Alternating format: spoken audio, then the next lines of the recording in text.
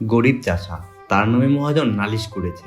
বেচারা কবে তার কাছে 25 টাকা নিয়েছিল, সুদে আসলে তা এখন 500 টাকা দাঁড়িয়েছে। চাষা অনেক কষ্টে 100 টাকা জোগাড় করেছে, কিন্তু মহাজন বলেছে 500 টাকার 1 পয়সাও কম নয়, দিতে না পারো তো জেলে যাও।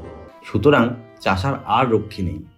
এমন সময় শ্যামলা মাথায় তুখর বুদ্ধি উকিল এসে বললেন, ওই 100 টাকা আমায় দিলে আমি তোমার বাঁচার উপায় করতে পারি। চাষা তার হাতে পায়ে ধরে বলল, আমায় বাঁচিয়ে দিন। তবে শোনো, আমার ফন্দি বলি, যখন আদালতের কাঠগড়ায় দাঁড়াবে তখন বাপু হে কথাটা কইও না।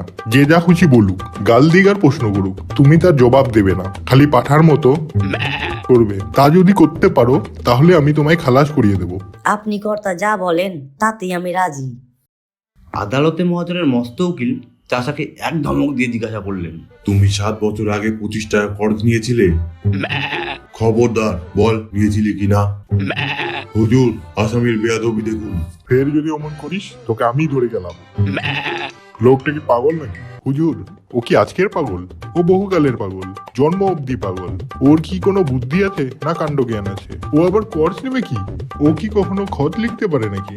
আর পাগলের খত লিখলেই বা কি? দেখুন দেখুন, এই হতভাগা মহাজনটার কাণ্ড দেখুন তো। ইচ্ছে করেই জেনে শুনে এই পাগলটাকে ঠকিয়ে নেবার মতলব করেছে।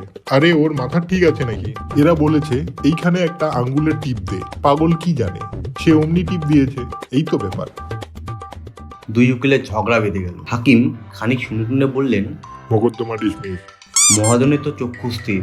সে আদালতের বাইরে এসে চাষাকে বললেন, আচ্ছা, না হয়তো 400 টাকা ছেড়েই দিলাম, ওই 100 টাকাটাই দিই। মহাজন যতই বলেন যতই বোঝান, চাষা তার পাঠার বলি কিছুতেই ছাড়ে না। মহাজন রেগে মেগে বলে গেল, দেখে নেব আমার টাকা তুই কেমনে হজম করিস। চাষা তার পোটলা নিয়ে গ্রামে ফিরতে চলেছে। তো এমন সময় তার উকিল এসে ধরল। যাচ্ছ কোথায় বাপু? আমার পাওনাটা আগে চুকিয়ে যাও। 100 টাকায় রফা হয়েছিল, এখন মোকদ্দমা তো জিতিয়ে দিলাম। চাষা অবাক হয়ে তার মুখের দিকে তাকিয়ে বলল, বাপু হে, ওসব চালাকি খাটবে না, টাকাটি এবার বের করো। চাষা বোকার মতো মুখ করে আবার বলল।